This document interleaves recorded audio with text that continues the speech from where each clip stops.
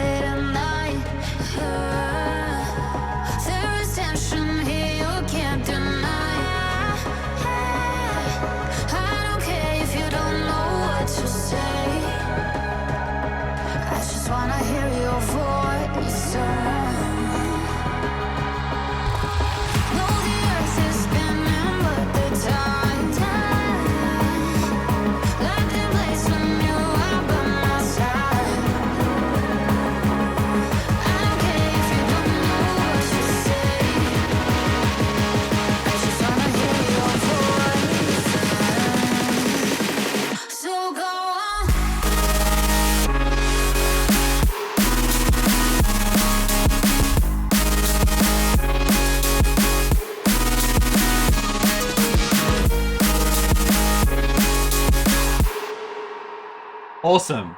So, as you can see, the main lead in the drop, which is here, it is actually chords. So I'm going to start with this one because I'm sure that that's what you guys mainly want to look at. And then after this, if you want to keep watching, you can hear the rest of the main bits that I'll be looking at. So I've actually, so that I don't mess with it, because I've got the track here, and then I've got effects on a bus, and then I've got a bus on top of that.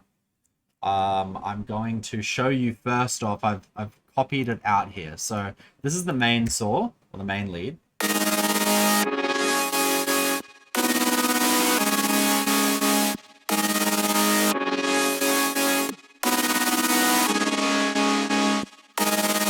So if we dive in,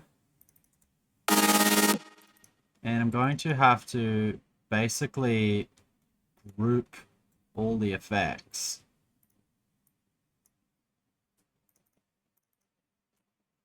And there's a fuckload. I would not recommend doing this. This took me ages to figure out, to try. It was just trial and error, adding and putting stuff on.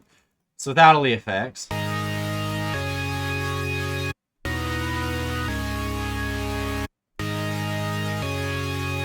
So if we open up Serum, well, actually, before we do that, if we look at the actual MIDI, I've got G sharp 2, D sharp 3, G sharp 3, and D sharp 4.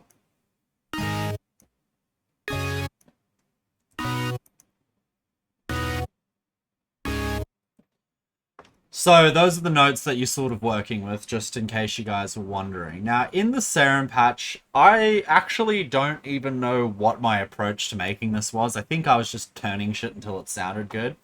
But essentially what it is that at 0, I've just got a saw that has 5 voices and a little bit of detune there.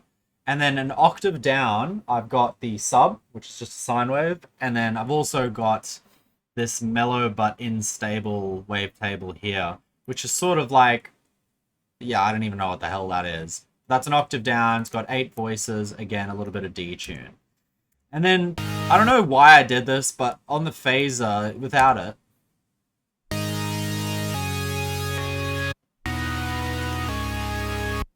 so I've chucked on this phase 24 minus filter, which is down here in your flanges. Essentially what this is doing is so I've got a bit of drive on it, and then I've got the resonance turned way up and the cutoff up to 419 hertz. So what you can see is happening here is essentially it's boosting the whole sound up a bit, but then it's creating a notch and 2 peaks. So it's accentuating some of the mid frequencies here, but it also is reducing the high frequencies.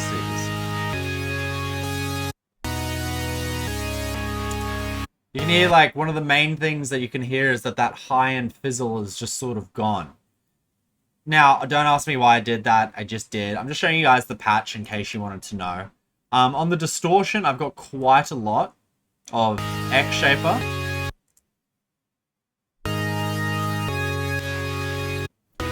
Now, interestingly enough, usually when I have chords going, like the Midian chords going into Serum, I wouldn't apply distortion because it usually messes them up quite a lot.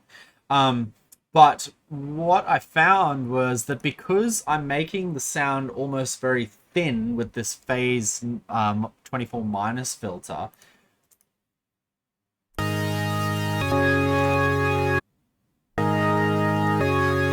and because it's sounding really filtered from that filter, adding the distortion,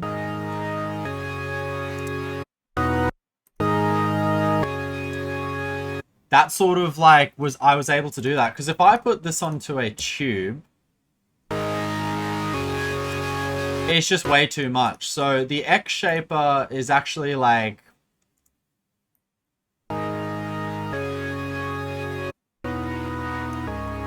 doesn't really do too much. In fact, it sort of just like it affects the sound like not nearly as much as what the tube does.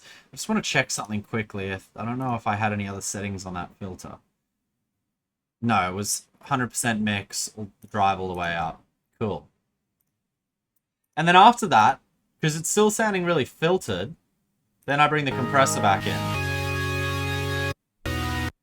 So like what you're getting with this is that you're getting this sort of sound that you have those chords playing, but because you have sort of these like sine or these sine wavy or less harsh or less wavetables that have less harmonics on them an octave down, and then you have the one that has the higher harmonics an octave up, aka your saw, because your saw just has shitloads of harmonics. You're getting this sort of low mid presence that isn't too clashy with like the high end stuff, and then you're also reducing the highs with this filter. So that's what allows me to push it through the distortion here, and then I bring those highs back with the compressor, and that's it for Serum. Now obviously when I add in all the effects, we get a big change. So I'm going to go through each one of these, and I might actually do a separate video for the whole track breakdown, just so that you guys can really focus on the lead here. So when I go into this, I'm going to turn this off, and I'm going to one by one pull these out.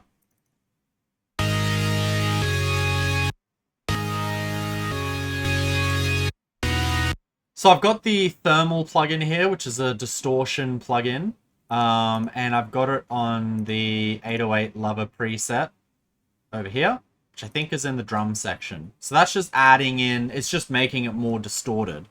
After that, I've got a Pro Q3, which I'm just cutting off all the low end. So it's just a high pass there. I've then got an OTT, which is cutting the low end off.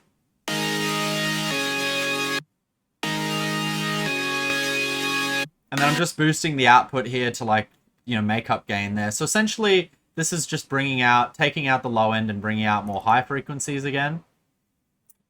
This gain reduction here, that's turned off. So I must have used that for something, but then decided not to go with it. So I do have this gain reduction on here. Again, gain reduction is like a distortion sort of clipping plugin. I've got it on the parallel combustion preset. Essentially doing the same thing as what like Trash 2 Thermal would do. It's just adding in just like distorting it more.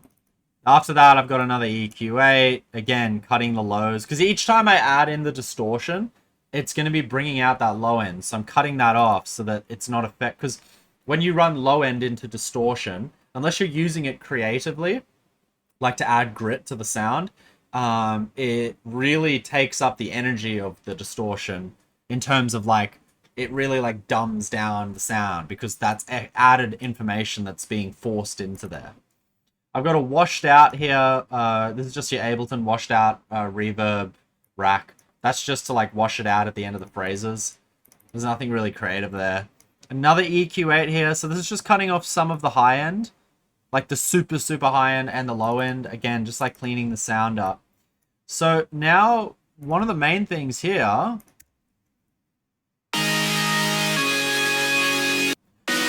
So this utility is essentially turning the sound off when it's not playing. Because when you're adding lots of distortion, you guys will find this, when you're adding lots of distortion followed by like OTT and like heavy multiband compression, you'll get all these artifacts that play out when the sound isn't actually, like when the notes aren't playing. So just to clean it up, I cut it off at the end of like wherever the notes aren't playing.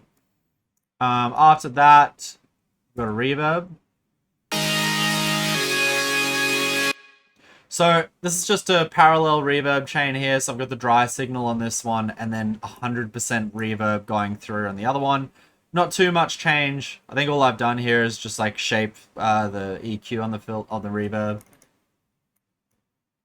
Another thermal. Again, another 808 lover there. So you can see there's sort of like a trend happening. Aside from the washed out here, I'm doing distortion, EQing out the lows, multiband compression. Distortion, EQing out the lows, EQing out the lows. That was just turning off when the sound's not playing.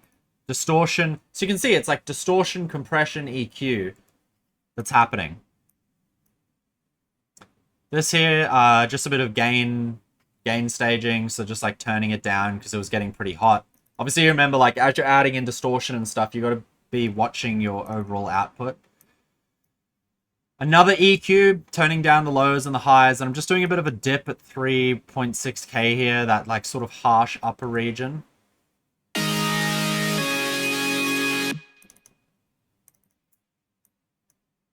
I'm adding an auto filter in here. So when the second note plays, it just filters it up there.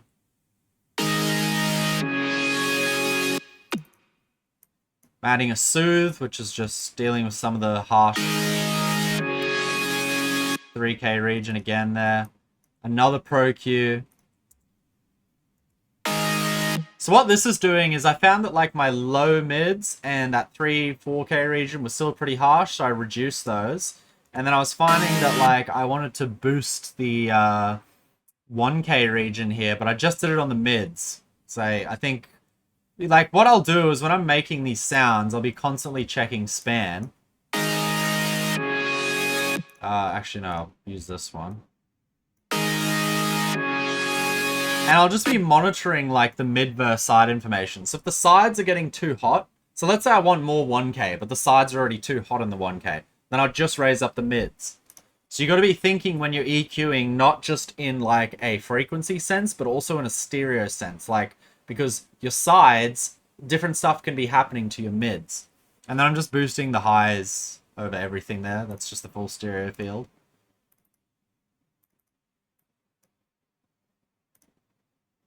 A bit of mid side here, so I'm just boosting the mids, reducing the sides. Get a bit more mid presence. Another EQ. Like, as you guys can see here, there's not a lot of methodology. It's just me adding shit in and then, like, EQing based off sound. Soothe again.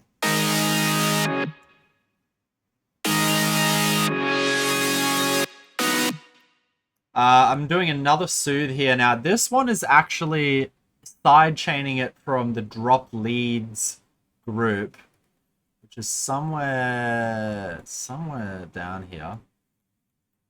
I won't get into that one, but essentially it's just the same thing that I talked to you guys about, like with your vocals and side chaining from the vocals so that they actually have space.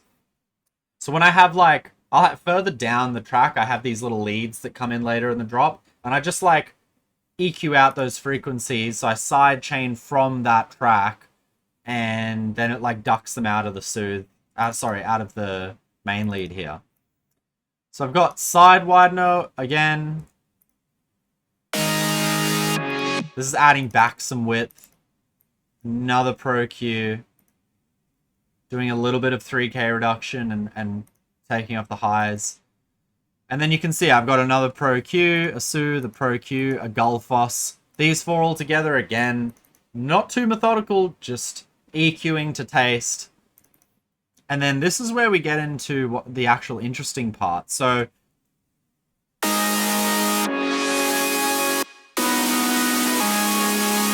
you can see that the leads are actually solid. But when I turn on the shaper box here,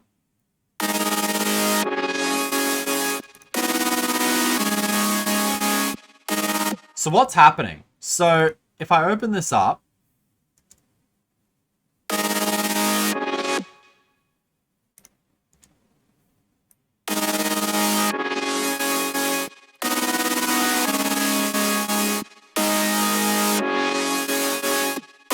so what I've done is I've put this shaper box and I put it on the volume automation. So I've made this little like curve here. So it's going to make it staccato, not sustained. And I've put it on the 1/16th T, the 1/24 speed. So this is making it like fluttery. Similar to if you use like AutoPan or just general volume automation, or if you do like a fast LFO and Serum. It's doing that same thing. But what I'm doing is I'm turning this on and off. So you can see it flutters and goes solid and then flutters a little bit.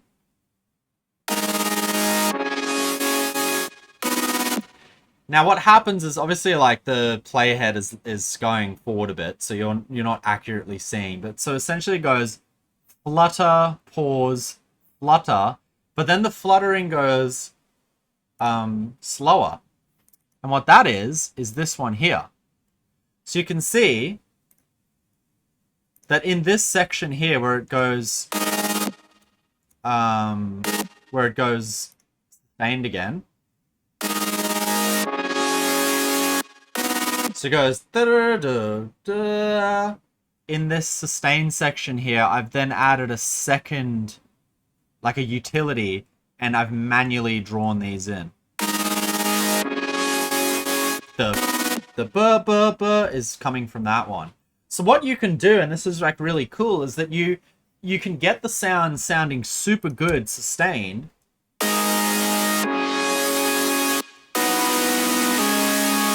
And then you start adding in your volume automation, and then that's where you can start to be interested.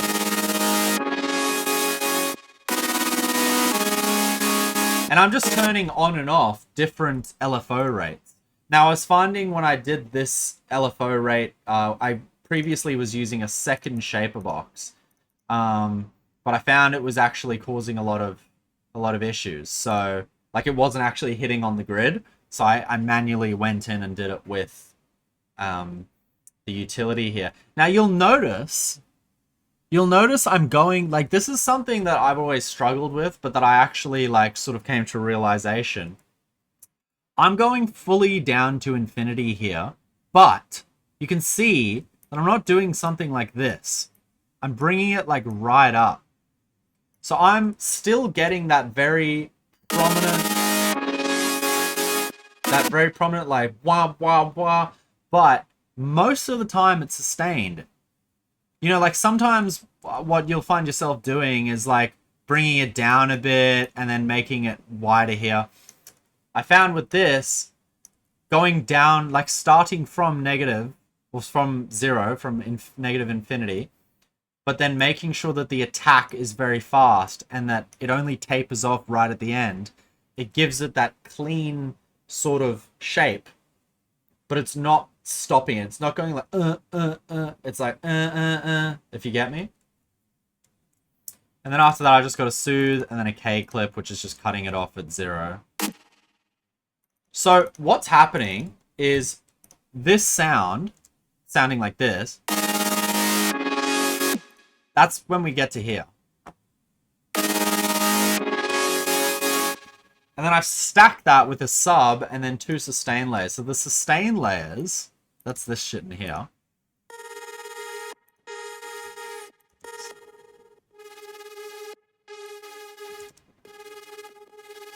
So all this is it's just like some random preset that I found. So it's just holding G sharp, which is like the root note of the track, but obviously it's further up. It's in your higher lead section. And then I took a snippet of the vocals.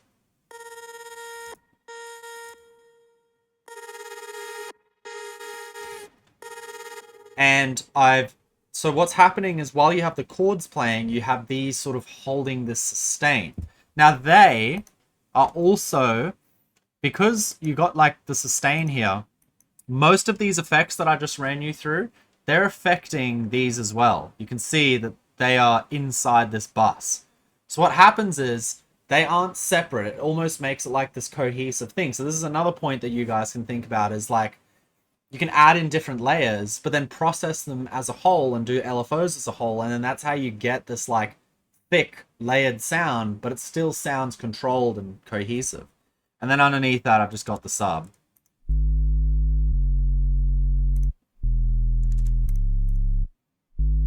Which is just a sine wave in Serum with the tube distortion on, and then I'm low passing that. So that's all I'll go into for this main sound for now, because I know this is already taking up time. And then in the next video, I'm going to do the main run through.